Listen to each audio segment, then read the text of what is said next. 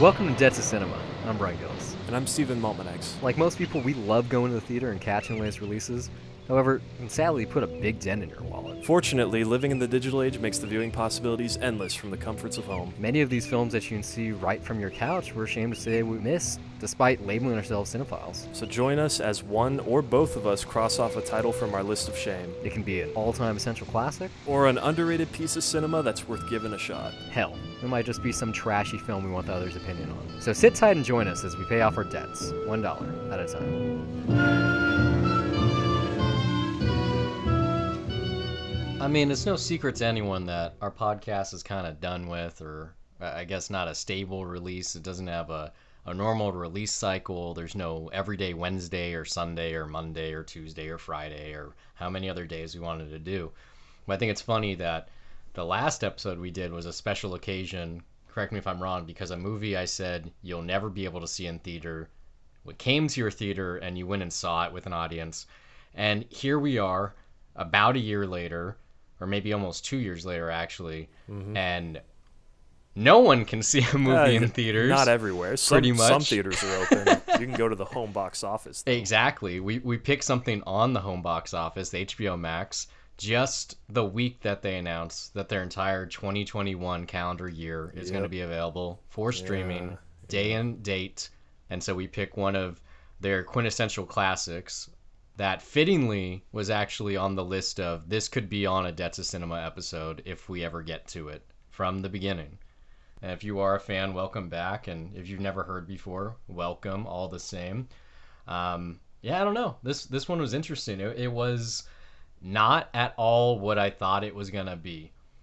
Not just because I had seen Persona, but more importantly, maybe it's because of Bill and Ted's Bogus Journey, but I thought like pretty much this whole movie was literally going to be Death and Max Van Sydow sitting across from each other just playing chess. No, that's probably like 4 minutes of screen time, maybe. If that, yeah, it's probably like honestly, it's probably like 2.5 minutes, maybe. Yeah, no, it's the image that just gets parodied to death because it's such an iconic image, and just the costume of Death is so it's simple, but because it's Ingmar Bergman, I hesitate to recommend it to people unless you know for sure it's their thing. And in art house circles, this is one of those for me.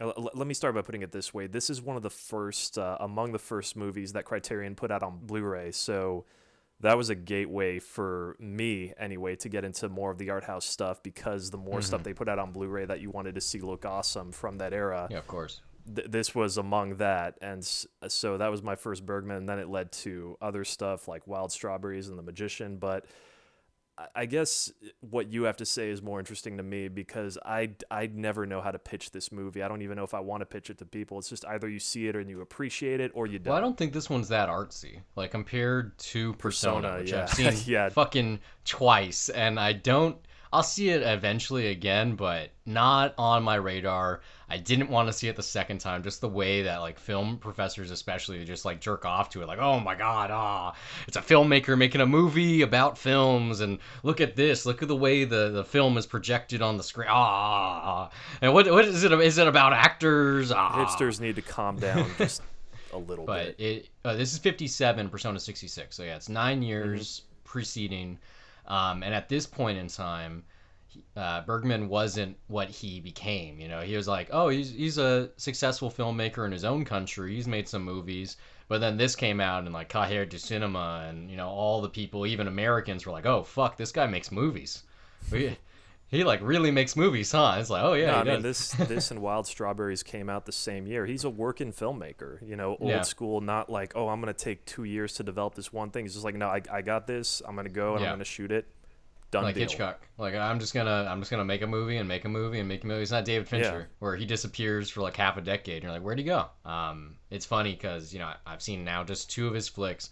But this one in particular, I was like, oh, Scenes from Marriages on HBO Max? I might watch that too. I was like, oh, yeah, maybe I'll see this one as well, Where, like I said, I was expecting, and also I think it was a little bit shifted for me because that Queen's Gambit show is on Netflix right now. And I saw... Goddamn chess and shit. Yeah, I saw the first episode of that, and I was like, oh yeah, I'm kind of in a chess mood. And then when I was thinking about, what movies out there are kind of about a pandemic or about a plague or something. I was like, well, this one's the Black Death. That's pretty fitting, I guess. Like I said, I almost picked Blindness instead because I was like, well, I really like City of God, same director. And then Andromeda Strain, I was like, oh, that kind of harkens back to our first Dollar Reviews episode for Jurassic World, also Michael Crichton. I was like, oh, that's pretty good. And more importantly, Robert Wise did West Side Story. I was like, oh, Yeah, that's right. that'd be a Yeah. fitting. By the way, our first between you and me, it was Mad Max Fury Road. It wasn't Jurassic You, World. you don't count Jurassic World. No, I'm just saying that wasn't the first one. Was it not? I thought That it was not the was. first one we did. No, Huh. no. I'll Because have to and look. I've not listened to the Mad Max episode. That was before we had anything refined or anything. And Yeah. I remember when we like started recording that. Just I had I didn't know how to start. I'm not sure if you kind of took the reins. Just Hmm. I sounded so fucking dumb. I'm sure. Yeah, So wow. I listen to old stuff every once in a while, but I don't think, with the exception of Magic Mike, that I've like ever really re-listened to a Dollar Reviews episode. Like there's like a little less interest on my part because the conversation is so slanted and we have to watch what we say, and like the no spoilers thing was so important to the idea of the show where I was like, well, I don't, who cares? I I'd mean, it be really it does kind of depend for me, just because there's so much time now in between, and Mhm. it's like I could. I don't know. A random thing that comes to mind is if Vacation. Um, I don't remember a damn thing about it other than I just didn't like it. But Yeah, I if I remember listen that to wasn't good. us talking about it, it's kind of funny how I could hear myself talking about things where I'm just like, what, like.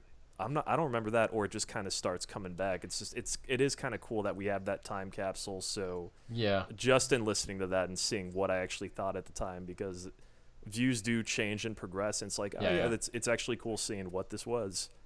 I'm with you where sometimes my memory of the movie is lesser than the memory of recording an episode about it. But on occasion, especially nowadays, I'll be on Amazon or Netflix or Hulu or whatever streaming service. I'm going through the selections and like, oh shit, we did an episode on that one and that one, and shit, we did Yeah. two on that one, and we did that, and it's so funny that, in that time frame, I know you had Movie Pass, but in an That era. really helped a lot, Yeah, actually. definitely. Yeah, But in an that era, funded pretty much the entire show. and for me too, like I didn't have the money, but I worked at a movie theater at the time, and yeah, fuck, I basically just worked there for the free movies, and but now, well, just until a year ago at least, it was like, oh, there's Movie Pass and there's AMC, Stubbs Club and A List, and now the ArcLight's got a system, or this place got a system. They all have their own system, the Regal Movie Club. The But game is now, changing now, yeah. now, And there's like a oh whole man. other episode you can do on this, because Hmm. I think we're approaching it differently too. You know what, I might just keep it in this episode. I don't know. I mean, the thing is, I did not watch this on Criterion Channel or HBO Max. I Sure. watched this on Canopy. Oh, sure, Um, yeah. The if you have a yeah, library card, you can yeah. watch it thing. I Yeah. mean, and I don't know if I guess I'm going down another topic here, but it's like I don't know. I'm realizing for my movie habits, like I'm not paying for a single streaming service, and yet weirdly the HBO Max thing kind of solidified that. But it wasn't. Hmm. It wasn't like in a petty way where it was just I realized. I guess how I approach viewings, and especially during this pandemic, I kind of realized how much I really just hate watching a ton of movies at home. So Hmm. it's easier to. I guess I just kind of watch. I'm slowly watching less as I keep going, because just watching stuff at home is not interesting. And Yeah. I guess what I want to say is, like, when you go to the theater, there's release dates that you look forward to, and it isn't just the theater experience, but there is an entire culture behind just getting out there and seeing something with a crowd and talking about it, and it's just this big cultural artifact of this time.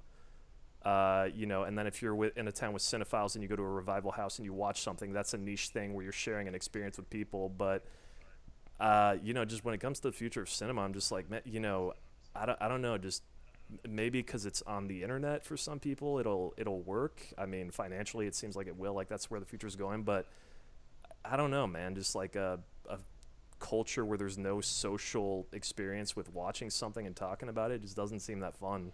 I mean, people do talk about it. It's just the attention span, the amount of time that something is hot and it's relevant, and Yeah. and conversation is stuck on it is so shortened now.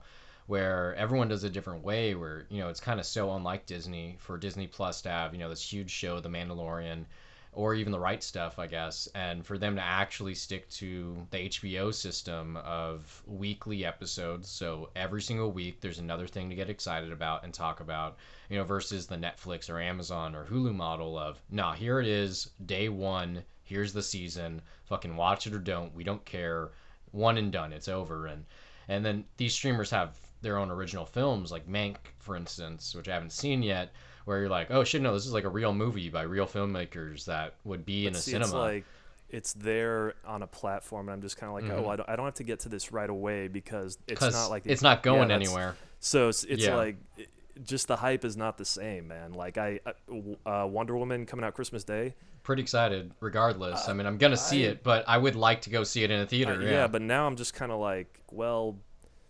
the excitement of going home to watch something is just not the same to me, but that is just me. So it's like, it's one of those things where, I don't know, I'm just kind of like, I'll wait till the day that I'm actually feeling it, probably, unless that shit happens to be opening day that it comes out. But man, I don't know. Well, man. it's fitting that Warner Brothers losing so much money on Tenet that they would take a risk like this. And it is a 1-year risk. And it's not really a risk, it's a calculated win for them, where they don't have the top subscribed streamer. By the way. This is locked in.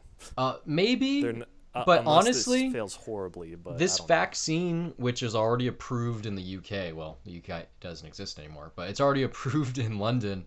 It's going to be approved soon. And the last 3 presidents, Obama, Clinton, and Bush the second, have all said they're going to take the vaccine on camera or live TV. And so I don't really see, like, oh yeah, masks are still going to be a thing, but I don't see the world staying the way it is with the lockdowns and the, like, privacy culture being this way for 3 more months. Like, I think come late winter, like February, March, that the vaccine is going to be so available and probably super affordable too, that HBO is going to be showing all these Warner movies, and there's so many. King Kong versus Godzilla, the 4th Matrix film, Wonder Woman, obviously, but there's so many more on that list. Dune, and most of these are tentpole, huge, go see them in theater movies, like the second Suicide Squad movie's on there, like big movies. The new James Wan movie's on there, like big movies that Netflix won't be able to compete, Amazon won't be able to compete, and it's going to make people buy a subscription regardless. And this is in such stark contrast to Disney's idea of, oh, you pay $8 a month for our streaming service? That's cute. Do you want to see that big movie, Mulan? Okay, cool. Give us $20 one time. Oh, hold up.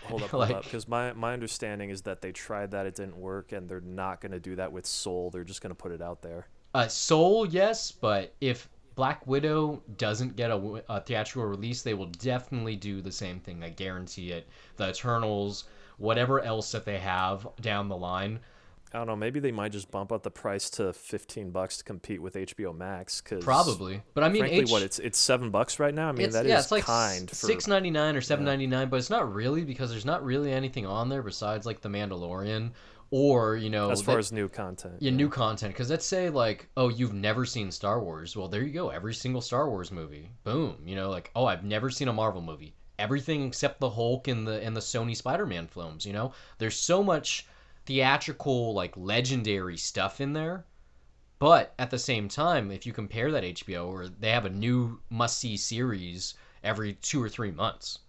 Period. And it's been that way since the 90s. Like, they have consistently put out such good content. That's why it's called HBO Max. This is HBO plus a whole bunch of other stuff. But it's funny, like, to get back on this movie where, yeah, they got the Criterion Collection, or at least a lot of it, and they have the TCM stuff, and it's there, and it's actually kind of kept together, and there's a little bit of, like, a, whatchamacallit, like, it's almost like a librarian thing, like it's finessed. It's not just thrown there. They pick and choose, and it's like TCM. It's like their monthly catalog. And just the fact, I mean, would I have preferred watching this for the first time in a theater? Yeah, maybe. But I didn't watch it in my living room on my 4K TV. I watched it in my bedroom. I watched it on an 85-inch projector.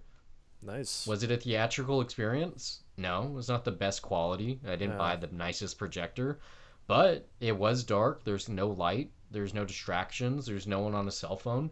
And that's one of the very few things that I am proud of, where I remember very, very well when the last films I saw before the pandemic, and that was Lights Out, not, excuse me, not Lights Out, um, Knives Out, and someone right next to me was on their phone. And right before that, Christmas, there was a group of four girls in the front of the theater during Little Women talking very loudly.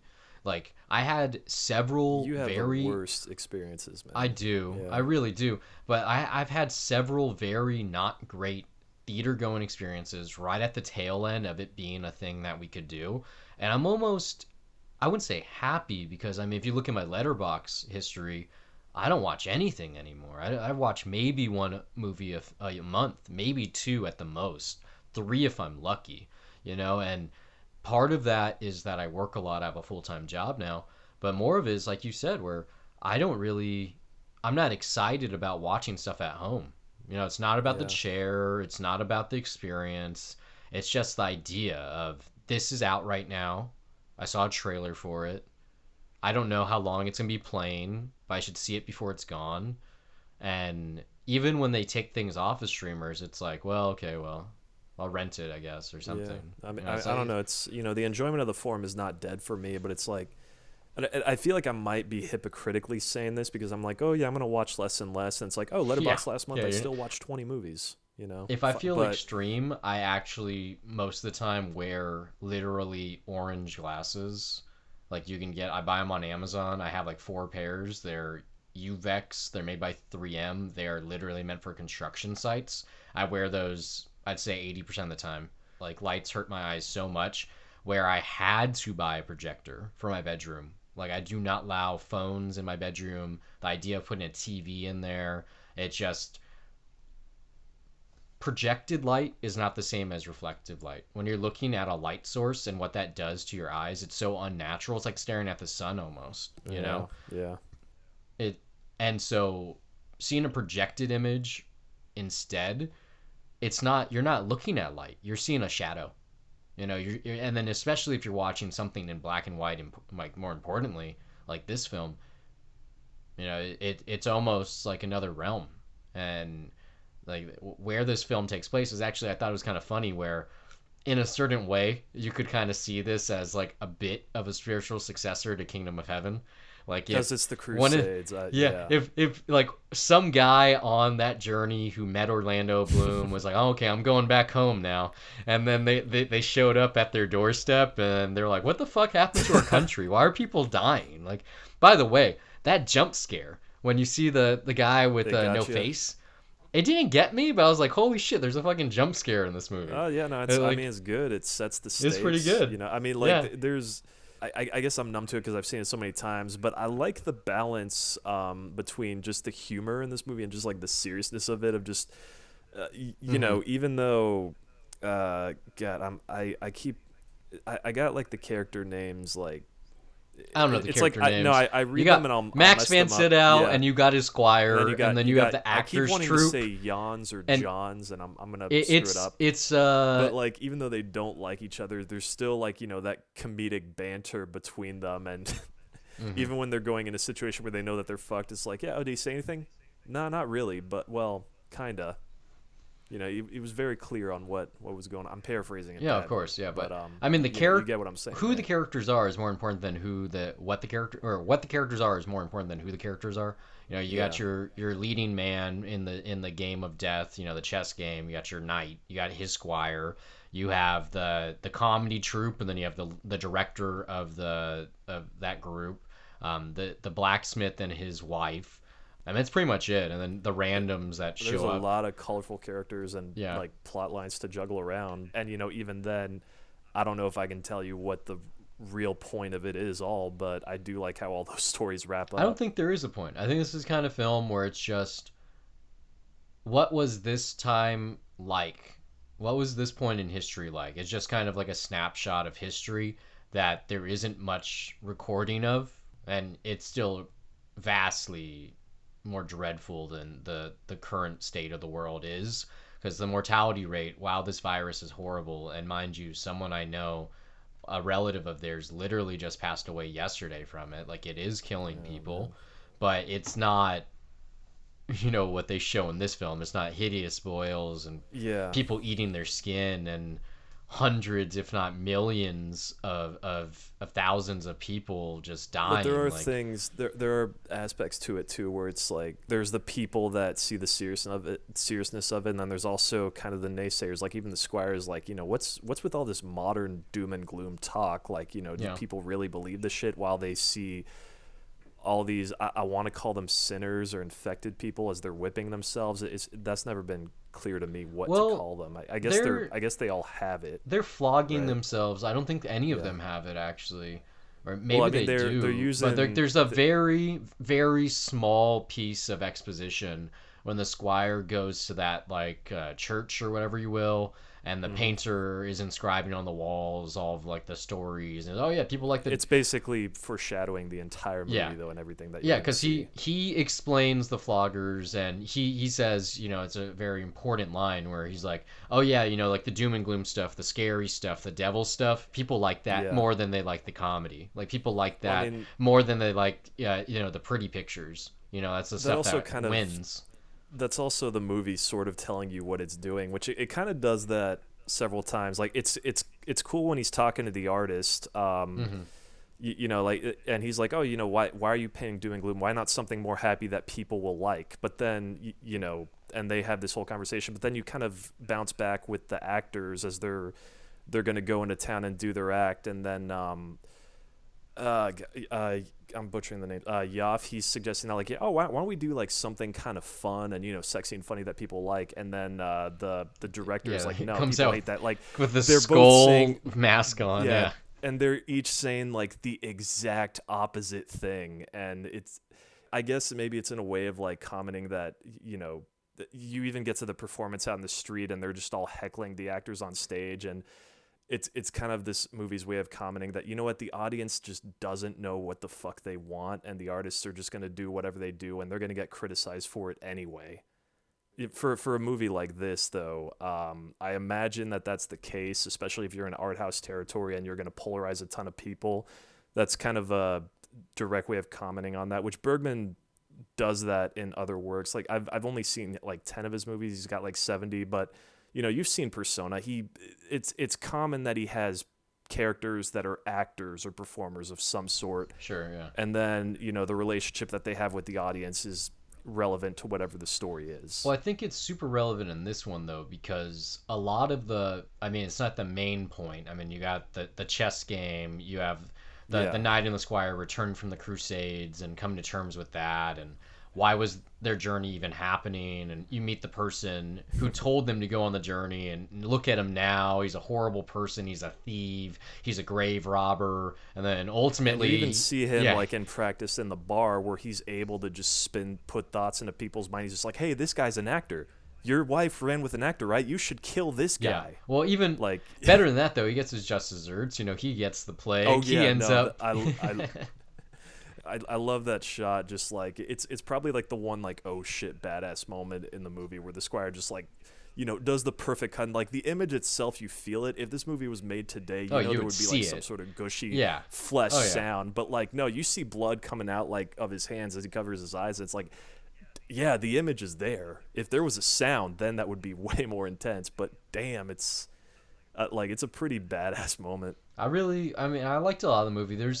I think one of the things that really stood out to me, and not in a good way, was the cuts of this film where some of them were really jagged, where there were like sound artifacts, and it wasn't from bad preservation, where you'd hear like a sound effect or like a song or something, it would just cut to a new scene and it would just fall off. I was like, oh man, what the fuck? Or like there'd be like What really weird visual cuts too, where someone's like in the middle of an action, and then it would cut to a completely new scene or a new sequence. I'm like, huh? Okay. like when? I mean, Um, I'm, I I'm don't. not sure. I've I seen this didn't. movie a I bunch of didn't write them times. down, So. but it happened 2 or 3 times. Like, I think actually in the bar, actually right after what's his name gets his face cut, and the squire leaves, and he's like outside. No, but yeah, and then it does a dissolve where Yeah. there's the hilltop, and Yeah. yeah, There's just there's the wife and the yeah. knight There were there. the strawberries. Yeah.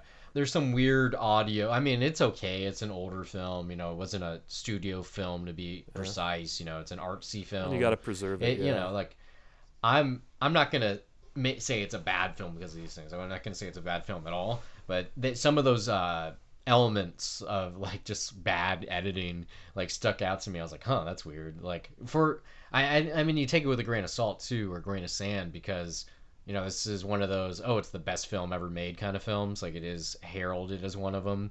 And so you're watching it the first time, like me, and you're expecting a certain kind of film, or more importantly, like I said, you're expecting a chess game to last 2 hours, which would have been awesome. And instead, you're like, what happened? Like, literally, the first moment that you even see Death, and they have the conversation about playing chess, they set up the pieces, and then immediately there's a dissolve, and they're gone. I was like, wait, what? I got excited. I was like, oh shit, here we go. They're about to play chess, and then it's like, nope, it doesn't happen.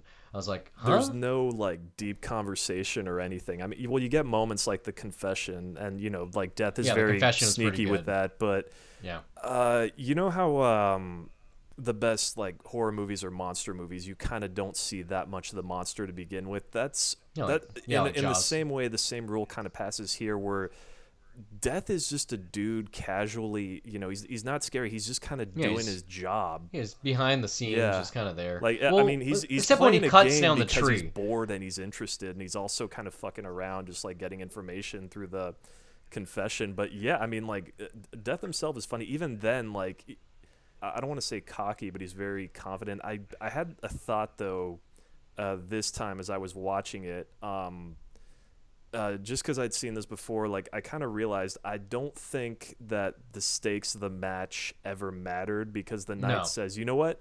As long as I keep going, we keep playing, you let me live, and if I win, you let me go, right? And Yeah.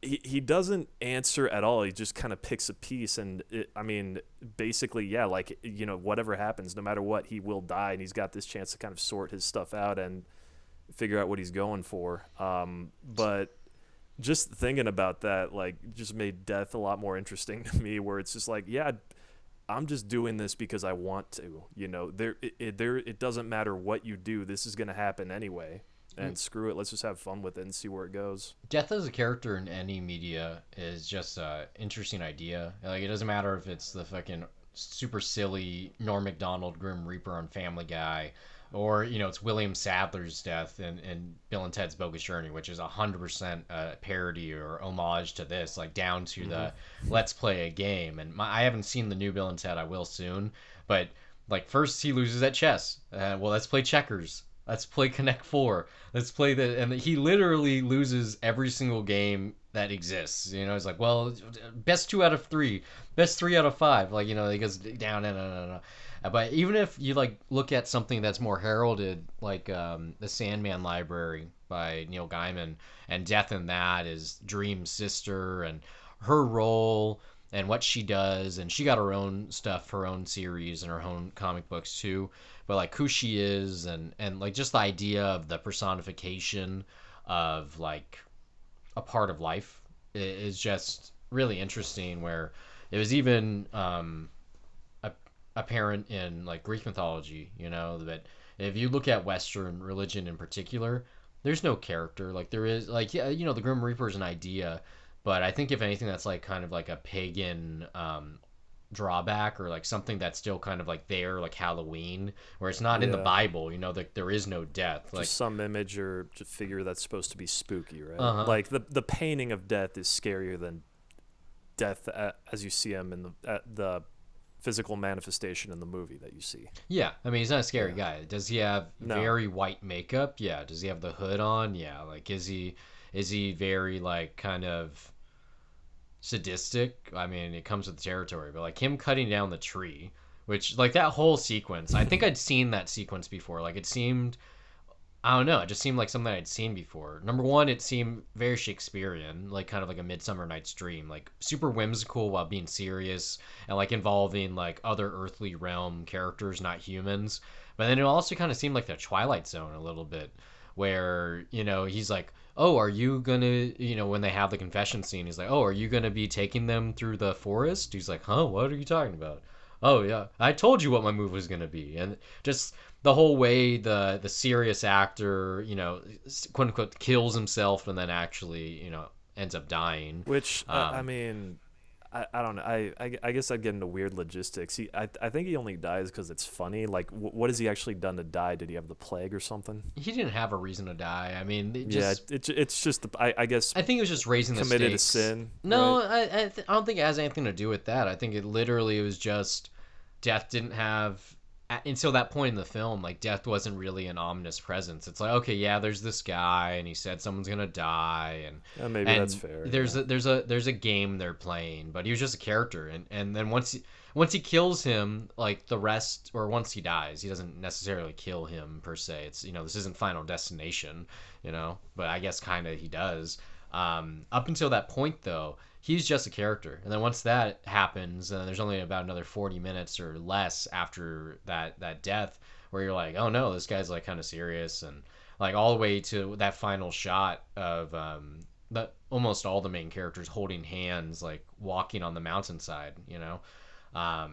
Speaking of, like, there's quite a bit that happens in this movie, like the prayer, the seventh seal monologue, reading from the book at dinner. There's like a lot of religious stuff. There's a lot of like allegorical stuff. Like a lot of it It's is metaphor. really It's really dense, it's which super dense. that's what's cool about rewatching it is that there's Hmm. usually something different to pull from, whether you want to look at it in an intellectual sense or even if you want to just appreciate the comedy. I mean, I can't. I don't think it was like until my third viewing that I actually thought that the seduction of the troop director was actually pretty hilarious while it was playing that song, because for some reason it went over my head the first few times, but I really love that song now because I realized that it was about the devil going to the beach and taking a shit. What? Yeah, no, I mean, and that's literally a line in the song, and it's like, well, if you it's one of those things where, like, I don't know, when you're watching something with subtitles and then the songs are subtitled, it doesn't. I don't know, my mind kind of tunes out a little bit, like it just doesn't seem insanely relevant. But Hmm. then at one point, it just stood out that there was a line. Because the black one is, I guess, supposed to be referring to the devil, and the line is literally the black one makes dung on the shore. So it's like, just reading I like reading the subtitles to that song, just knowing like, oh, this is like describing the setting of what happens when the devil goes to the beach to take a shit, and it happens while these two are gonna run off and go fuck It's like maybe that's just kind of a backstory for how the film starts, because literally death meets the night on on the the beach. beach. Yeah, and it's just, and he probably has to take a shit. I Yeah. don't know, but Mhm. I mean, it's kind of a funny. It, it might be, I don't know. It's humor. No, the whole, Like it. like, I Yeah. wasn't expecting, coming from Persona, I wasn't expecting this film to be funny. Like, A especially, lot of Bergman's films are, at least I would. My favorite of his that I've seen is The Magician, mhm. and that movie's fucking hilarious to me. But similar thing. Like it kind of balances like dark and serious with a lot of humorous jabs in I there. mean, this is my favorite kind of film. I mean, if something's like too funny, like Airplane, it's just like over the top, you're like, well, shit, It's not it's zany. kind of No, hard to take it seriously. And then on the other hand, when no, no. Humor comes from the characters and the situations that if it's happen. front to back just high drama, you're like, well, fuck, I don't really care. It's like life's not like that. Life's not always serious. But this kind of counterbalance of just, well, life is serious, but life is funny, and even when it's tragic, it's kind of hilarious given the circumstances. Like the comedic actor Joe, or whatever his name is, his visions, like the idea of, oh yeah, the devil painted it with his red tail, is like, well, why were your hands red? Oh, well, I needed you to believe the other visions. And that's substantiated too with, that final image where it's him telling his wife, like, you won't believe what I see right now, or him telling her, oh, I see the devil playing chess with the knight, or I see this, where it's like, no, this guy's onto something. And ultimately he's saved. Why that is, I think everyone probably has a different opinion, but this is my take. You got two very different actors. You have this very serious, deceiving guy who ultimately is an adulterer, and that leads to his demise. And then you have this very whimsical, over the top, like jester almost. You know, he juggles and he's an acrobat and he's wearing this makeup and he plays a lyre and like he's if this was I know it's medieval times, but if this was in England, like, well, he would be a jester, like 100%. Basically, they are, yeah. Yeah, right. And I, so I, I I think there's a literal line somewhere. Maybe I just read it in a piece at one point that they're called jesters, but yeah. maybe, but I mean, like, just the dance for your supper, pretend you're a bear, do a headstand, like so much of it, it's like very obvious. Like this is the court jester, and yet maybe this is my take. You told me like, well, maybe you just kind of film that you should sleep on, and so maybe for the first time in the history of this entire podcast, I watched a film and then several days later talked about it. But my thing that I woke up the next morning thinking of was the fact that this guy, this funny guy, this is like kind of what the chess game was about. It wasn't yes, there was a literal chess game. The knight was, a pussy about and knocked the pieces over, like, oh, I quit. But the real chess move, and he's like, oh, I'm gonna fucking distract you, or that wasn't what I was really gonna do. I tricked you. It wasn't about saving himself. It was about saving this family. It was about saving this wife and husband. It's about saving this kid, and more importantly, the reason he saves them is because comedy is more important than dramedy. I mean, okay, if you want to take it that way. That's how I saw it. Like, well, and, okay, like, I mean, I don't know. Like, no. I'll give it to you. I'll give it to you. Maybe just entertainment on the whole. Like this civilization. Like, what are they doing when they escape that final image? They're still going south. They're still going to that bishop headquarters or whatever to participate in the festival. Like, they're still going to entertain. There is a cynical side of me that thinks death is going to come after. Oh, them, for sure. That's not for the sure story that you want. Like, they're gonna die regardless. Everyone Yeah. does. And Yeah. maybe they get to the town and the knight was right, and like that town is infested with the plague and they're gonna die immediately when we get there. But for this segment, for them taking the shortcut through the forest and being protected and everything that they do and leaving in the middle of the night because they see death, all that stuff, like, what I got from Bergman in that moment was just him saying, and it's something that you've heard so many times, and I think it's relevant today especially. And it kind of brings that other conversation we had about streaming back into the fold, where entertainment is a thing that gets people through the hardest times of life. Like, for a lot of our life, people talk about the Great Depression and how the movie industry worked in Hollywood and how important it was for Chaplin and Buster Keaton and like Harry Lloyd and Lillian Gish and like all these people or whatever. Like, oh, look at these films, look how important they are, look how successful they were.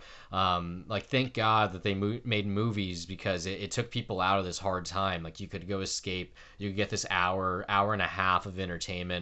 And like you look at certain movies where it's true too. Like, look at like Cinema Paradiso, for instance, where this is World War II, like things are bad, like, but in this town at least they have movies, even the blind guy, like, at least they have movies. And Jesus, Brian. So this is the 1400s. They don't have movies, but they have vaudeville. They have a traveling show, and that's the best they got. And you know what? Like, save them at any cost. Keep art alive, right? Keep art alive. Don't let them die. Let everyone else die. Let the smith die, and the knight, and the squire, and his wife, and all of them. They're dead. But this funny guy and his kid, they're worth saving. I'll give it to you. That is a completely different way of how I would have put it. But no. I mean, you're absolutely on point. That was basically the knight's arc. Was, you go back to the church scene, and when he thinks he's confessing to a priest, like, he admits, no, I do want to die. I am ready to die. But this time that I'm getting, that's temporary. I want it to mean something, and I want to use it for something. And that was the thing at the end of the day. Like, that, what seems like kind of like a small, nice moment when they're on the hilltop having a picnic, eating strawberries and everything. That is the one bright spot in this movie where everybody is happy, gathered around during the plague, much like you could say in real life during a pandemic where, hey, if you're able to meet up with some people that you haven't seen for a while just to have lunch for a little bit, that can be a bright spot through this whole entire goddamn thing. And yeah, there's they have good conversation. Like even uh, I don't know, the thing that actually sticks with me the most, and like I keep wanting to get more out of the conversation, but like he barely talks to the wife before Yoff comes in, Yeah. and he just kind of like he kind of just doesn't really explain what's going on, just kind of says like I'm kind of just tired of myself, and she's like, yeah, I get it, I kind of wonder why people are mean to themselves or hate themselves so much. And that's it once everybody comes in. But it's like that small exchange says so much about people like that. I guess I'm projecting it in some sense, but you can definitely fill in the gaps in there where that there is something meaningful being said there. I mean, But I this mean, yeah, guy no, just sorry went to go back to your on. point. Like, yeah, that was the entire thing. That was the meaningful thing that he did, was he saved that family and made sure that they got the fuck out of there. Like, people ask him about the Crusades, like, why did you go? What did you learn? What Mm-hmm. changed? Like, when he sees his wife for the first time in like 10, 11 years, she's like, oh, it is you. You've changed, but I've changed too. Let me make you a supper, you know? And it, like, the squire seeing someone for the first time, like seeing, the priest or whatever he is now turned grave robber. Yeah, He's like, oh, do you remember me? Because I fucking remember you, dude. and they Like, spent just 10 years doing something they don't didn't even want to freaking. do. I mean, Yeah. hey, and you can go to Kingdom of Heaven. There's Yeah. if you want questions about what the fuck they think they're doing, Yeah, right? that's a good one to go to too. Director's cut slash roadshow edition. We have an episode on it. I'm plugging it in. Yeah. No, yeah, this one's interesting. Like, I don't even want to give it a rating, and I didn't give it a rating on Letterboxd. Like, I don't want to buy it. I want to say silver dollar. I want to say any of that shit. Like, it's ultimately one of those films where it's very dense and it's very heavy, and the 2 hours and change that it lasts seems a lot longer. Like, It's actually this tr- 97 minutes. really? Yeah, like just Fuck. close to being the perfect 90-minute movie. See, I thought it was longer though. Like it is so like I think it's because it's mostly conversation. Like there is that very, very, very big set piece when the religious zealots like come to town. They're flogging themselves, and there's like 100 people on screen at once. But besides that, it's a stage play. It's such like a small thing. Like it's just a couple of characters and their journey, and it's almost like a western almost. It's just trying to get home, just That's trying very to meditative go. too as they go through just through the Yeah, motions. like Yeah. they're not really doing much. Like, yeah, it's an art house film, but it's also kind of like a slice of like early independent cinema. Like I think Shadows is actually no, that's on HBO Max. But I was flipping through, I was like, oh yeah, I remember seeing that, and like it gave me memories of that too, where I was like, this is very, yeah, and they came out around the same time. It's like, oh yeah, very, very early, independent cinema. Like it's just think piece, what's going on. I mean, the fact that's in black and white helps too, because it didn't have to be. And I don't know. I kept on just looking at the characters. I'm like, that's Max Van Sydow when he was like a young kid. Like, just Yeah, look at. it's funny. I don't know if I'm coming off as enthusiastic on this flick. I like this flick. I do. I wasn't even thinking about ratings, but no, it's not a buy. Not for me anyway. Like if I'm talking about The Magician, for me that's a fucking buy. The Virgin Spring, that's a buy. Like I guess it's a good gateway into Bergman flicks. It's not my favorite, but man, it's still really really good. I mean, it's dense and covers a lot of ground. There's a lot to get out of it. This world is fully realized. I mean, people still talk about it. Just what can I say that has not been said already? I It's mean, one. you No, gave yeah, it it's. something new probably by saying, "Hey, this man made a move to save art because he knew he was gonna die." I Like you gave purposely. this something I had not heard before, so I applaud you for that. I purposefully didn't do what I normally do, and actually, I don't do it at all anymore. When I watch a movie, I just watch a movie. I didn't go on IMDb, and I didn't go on Wikipedia, and I didn't research it, and I didn't look up any reviews, and I didn't look up any theory. I didn't look up anything. I just watched it blindly, and then I talked about it blindly. And maybe me having a couple of days to talk, like think it over, helped that. But even earlier today, when I woke up, I was like, "What the fuck am I gonna talk about? Should I write down notes?" And like my one big talking point, I had cemented in my brain. I was like, "Well, what the fuck? What is that? Like a 10-minute episode? What am I gonna talk about?" Um, I don't know. It's an interesting one. Like I do, compared to what else is out there. I mean, they don't really make movies like this anymore. I mean, there's not many filmmakers that make films anymore. And I brought up his name earlier. I watched for the first time. Like I watched some Harry Lloyd last night, and I forget which one it was. It's also on HBO. I watched like 10 minutes of it. I was like, wow, man, this is fucking funny. Like the opening shot, it looks like our hero is about to be hung, and then the perspective is flipped, and it's actually just him like walking to the train yard. It's just I I think I've seen it. I'll find Shit, it. I'm blanking on the name too. It's called Safety Last. Yeah, the one when he's hanging off the. No. Or you haven't finished. No, have you? but he's hanging off the clock. Yeah. Yeah, it's a good flick. Thanks for listening. We hope it's been a pleasure. You can find all of our content at dollarreviews.net. Follow us on Twitter or like us on Facebook at Dollar Reviews. And we're also on Google Play Music, iTunes, Pocket Cast, TuneIn, Stitcher, SoundCloud, YouTube, just about anywhere on the internet with hours of content available to you for free. But for those of you that feel that the show is worth your dollar, you can send us a donation at patreon.com/dollarreviews. Contributions not only earn our undying love, but they also make it possible for us to improve our recording equipment and to give you the highest quality episodes possible. But more importantly, they'd be helping us acquire the content to review. You know, trips to the multiplex are expensive, and the more donations we receive, the more films we can review for your listening pleasure. If you listen somewhere we're currently not available, you'd like to contribute some talking points, send a Death to Cinema request, or even if you just want to laugh at us, you can do so by reaching out to us on social media or send an email to brian@dollarreviews.net. Or you can email me as well, steve@dollarreviews.net. You can follow me personally on Twitter at Brian Gillis, that's BRYONGILLIS, and now you know how to spell the email too, and also under the same name on the Love You site Letterboxd, which acts as my film diary, where I rate films I'm watching, write the occasional review, and even sometimes compile lists. You can also find me on Twitter at S_MTX, and also follow my film diary at Letterboxd under the same name, where I log everything I watch, and sometimes write brief reviews. That's it for this week. Until next time, keep the change.